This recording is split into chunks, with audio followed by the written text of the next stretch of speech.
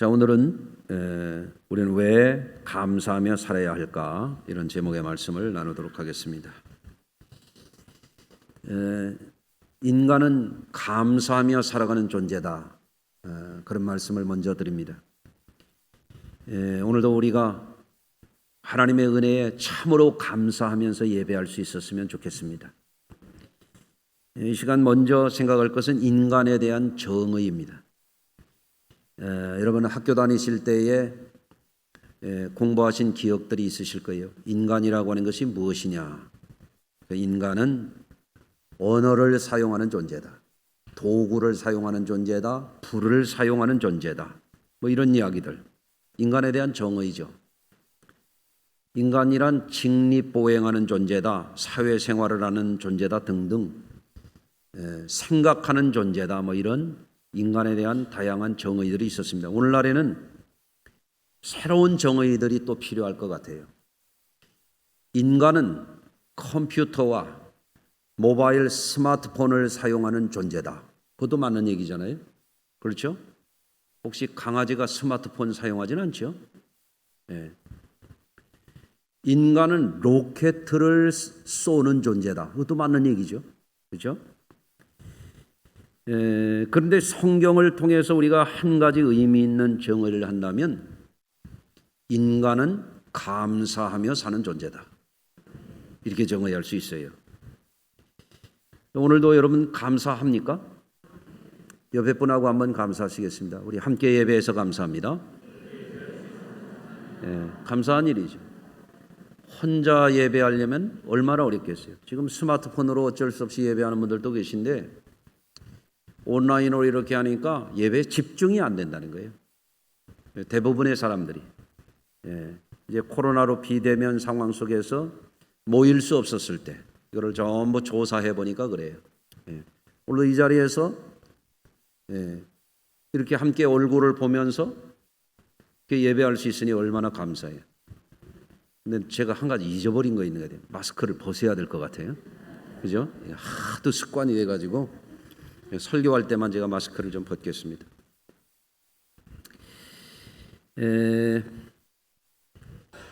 여러분 이 오늘 본문에 보면 사도 바울께서 골로새 교회에 그리스도인들이 감사해야 될 세 가지 차원을 말씀하고 있어요.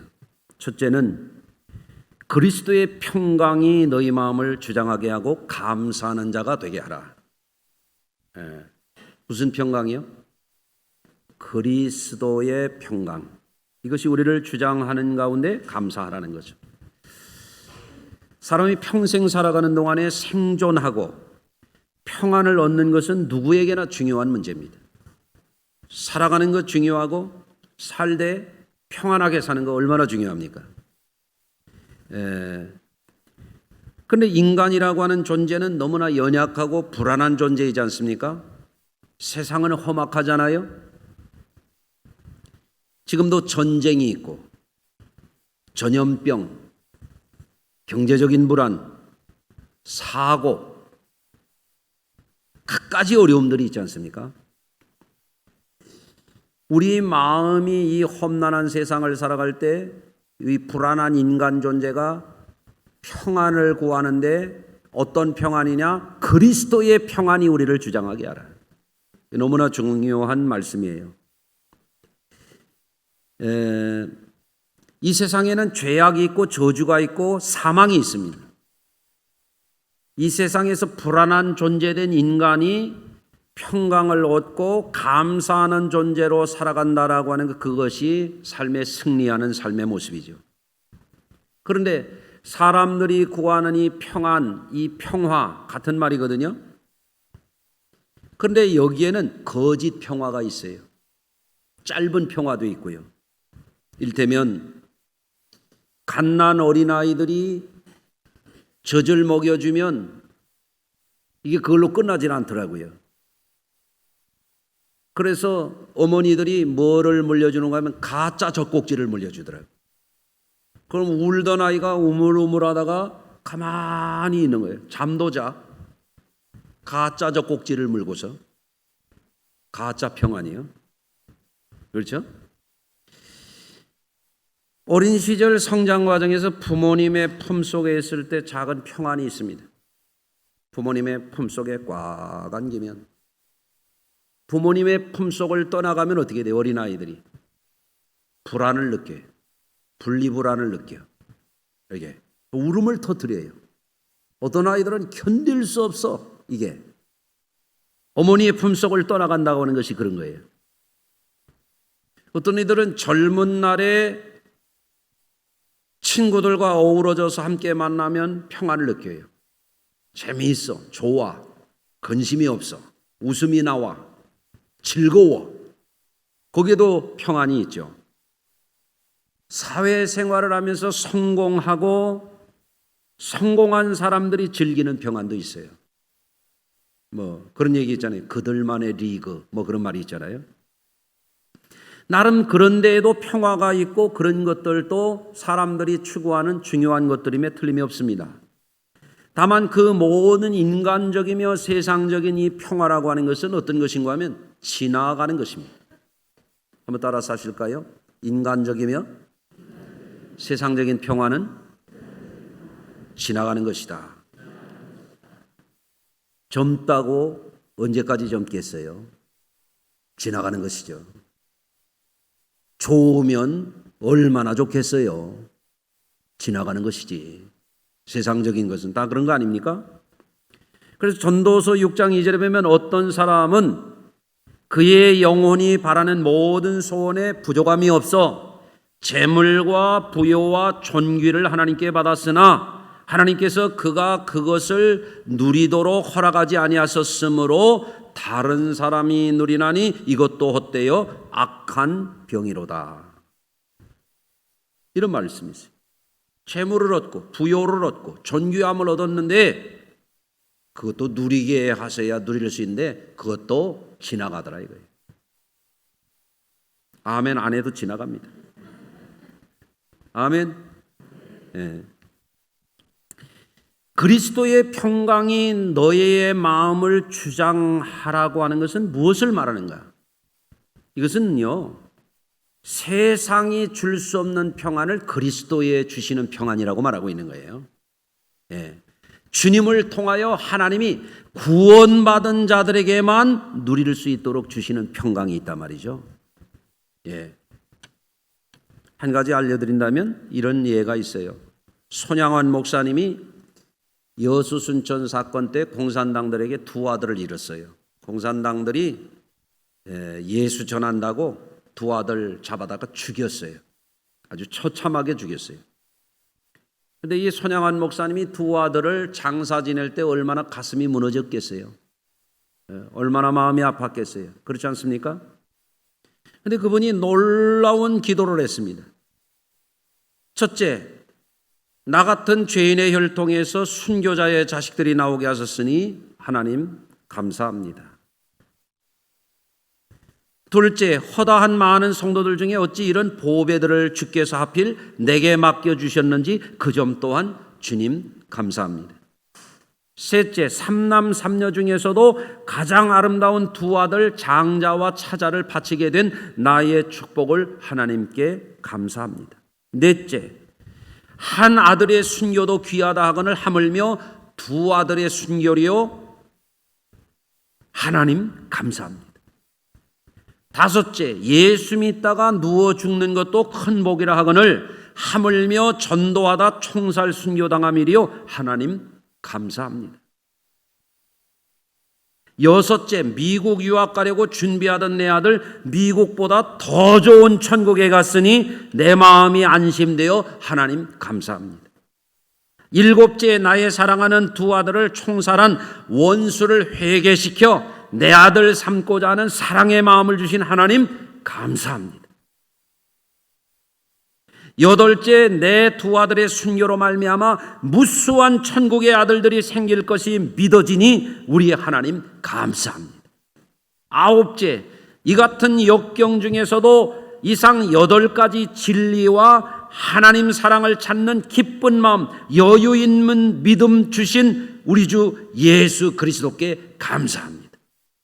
10번째, 이렇듯 과분한 축복을 누리게 되는 것을 감사합니다.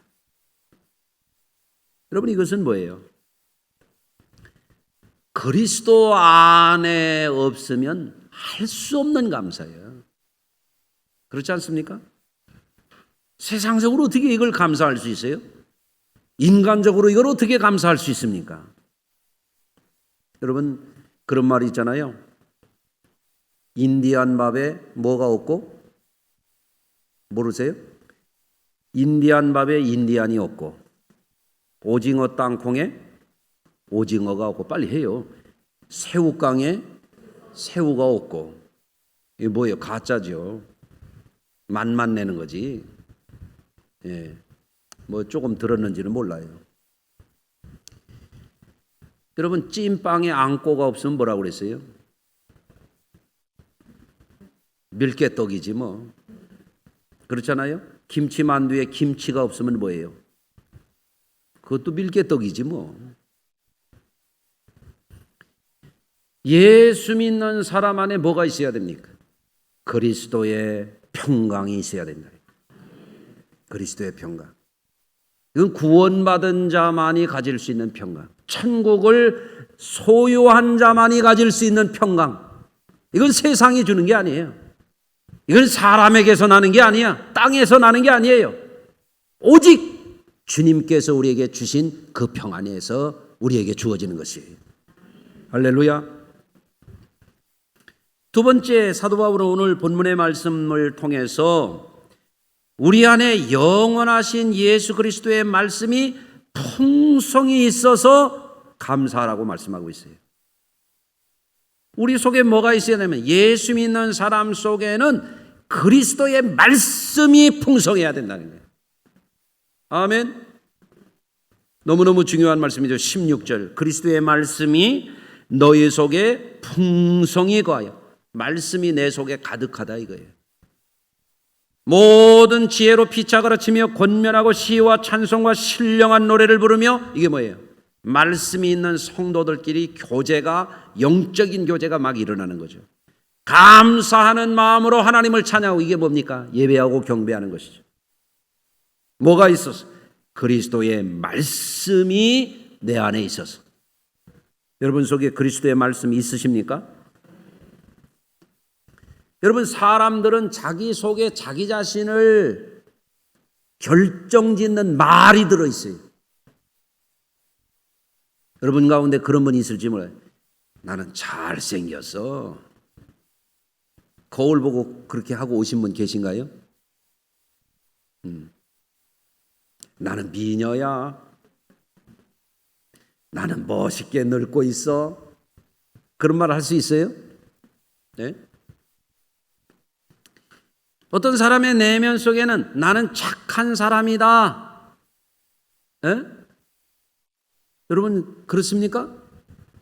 나는 착한 사람이다. 왜? 예수 믿으니까.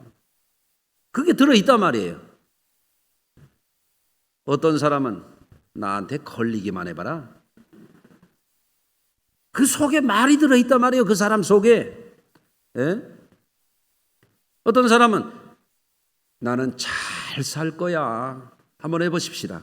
나는 잘 살 거야. 그 말이 들어있단 말이에요. 말이 들어있어요. 그래야 잘 사는 거예요. 그렇죠? 나는 불행해. 나처럼 불행한 사람이 어디 있어? 그 속에 그런 말이 들어있단 말이죠. 예? 나는 부지런해. 나는 예배 넣는 거 나는 용납이 안 돼. 열심히 찬양대 조금 일찍 올라와요. 예. 나는 예배를 드려도 앞자리에 앉아서 드릴 거야. 이런 게 있단 말이에요. 사람마다 자기 속에. 예. 그 말대로 살아가는 거예요. 어떤 분의 마음속에는 그런 말이 들어있어요. 나는 무슨 일이 있어도 나는 주의를 지킨다. 아멘을 해보세요. 내가 다시 못 들으신 것 같은데 다시. 나는 무슨 일이 있어도 주의를 지킨다. 이쪽이 좀 약한 것 같은데. 예? 어떤 사람 속에 그런 말이 들어있어요. 너 한번 나한테 XX 할 줄 알아. 그러다 사람을 죽였어요. 말이 그 사람을 결정짓는 거예요.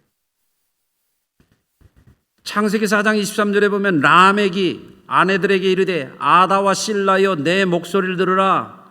라멕의 아내들이여 내 말을 들으라. 누구 말이요? 라멕의 말이 들어있어요. 그 사람 속에. 나의 상처로 말미암아 내가 사람을 죽였고 나의 상함으로 말미암아 소년을 죽였도다. 라멕이 어떤 사람이에요? 가인보다도 더 악한 자예요. 사람을 여럿 죽인 사람이에요. 왜? 그 속에 악한 말이 들어있는 거예요. 그렇지만 우리 그리스도인들의 속에는 뭐가 있어야 됩니까? 나는 너를 언제나 환영하고 사랑하고 축복해. 너는 언제나 나에게 예스야. 에? 왜? 형제이니까. 나는 언제나 너를 사랑하고 축복해. 왜? 너는 나의 친구니까. 나는 언제나 너를 환영하고 축복해. 왜? 내 아내고 남편이니까. 이게 뭐예요? 우리 속에 좋은 말이 들어있는 거예요. 좋은 말. 여러분, 우리가 그리스도인이라면, 거듭난 그리스도인이라면, 천국을 소유한 그리스도인이라면, 하나님의 자녀된 게 틀림없는 그리스도인이라면 우리 속에 뭐가 들어있어야 되냐면 그리스도의 말이 풍성히 거해서 감사하는 자가 되어야 된다. 라멕의 말이 들어있는 게 아니라 내 속에 주의 말이 들어서 생명의 삶을 살아가는 자라고 하는 것을 감사할 수 있어야 된다는 거예요. 예, 우리 성도님들이 이 복을 누리시기를 주의 이름으로 축원합니다. 또 오늘 말씀 가운데 세 번째는 무슨 일을 하든지 무엇을 하든지 말이나 일에나 다 주 예수의 이름으로 하고 그를 힘입어 하나님 아버지께 감사하라. 이렇게 되어 있어요. 일을 하거나 말을 하거나 예수 이름으로 하나님께 늘 감사하라. 아멘. 예. 여러분, 우리가 일하며 살아간다라고 하는 것은 행복한 것입니다. 지금까지 여러분들 일하고 살아오셨죠? 감사할 일입니다. 감사할 일이에요. 일을 하고 싶어도 못하면 그게 불행입니다. 여러분, 그런데 하나님의 은혜로 하나님이 나에게 건강을 주셔서 일할 수 있는 능력을 주셔서 일할 수 있다고 하는 건 너무너무 감사한 일인데 일을 하면서 불평불만하고 원망하고 그거는 축복받은 삶이 못 되는 거예요. 일할 수 있는 걸 감사하시길 바라요. 할렐루야. 재미난 얘기 하나 들려드릴까요? 서귀포에 사시는 성결교회 목사님의 글에 이런 재미난 게 있더라고요. 한 사람이 삶을 살아가는데 허구한 날 감사치 못한 게 있는데 가만히 생각해 보니까 방귀가 나오는 것을 감사하지 못했다는 거예요. 예? 그런데 하루는 병원에 가서 수술을 하게 되었는데 간호사가 묻는 말이 방귀 나오셨나요? 아니요. 나오면 말씀해 주세요. 죽 드릴게요. 그러더래요.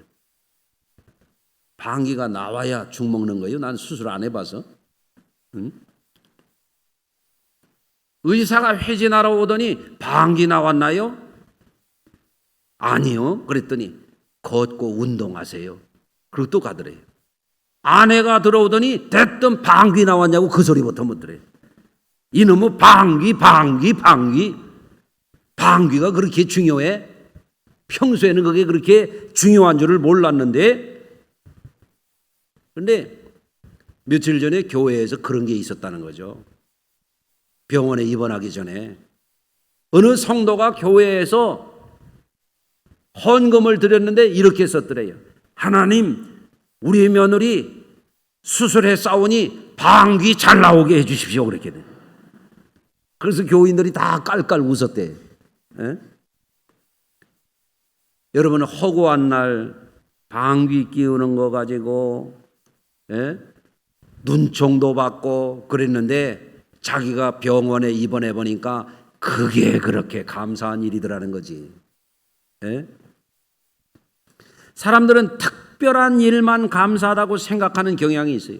매일 살아가는 많은 사람들이 당연하다고 여기면서 감사를 잊고 살아요. 어떤 사람은 수십 년을 살고도 감사할 줄 몰라요. 투덜거리고 살아요. 불평불만하고 원망하고 살아요. 왜 그럽니까? 이 생명을 내가 만든 게 아닌데, 이 하루를 사는 것도 선물인데 수십 년을 살고도 감사치 않고 산다면 인생을 잘못 사는 거죠. 네. 생명을 주신 것도 감사한 일이요, 가정을 이루어 사는 것도 감사한 일이요, 자녀를 낳아 품을 수 있는 것도 감사한 일이요. 그렇지 않습니까? 가족들과 함께 대화를 하면서 식사를 나눌 수 있는 것도 감사한 일이요.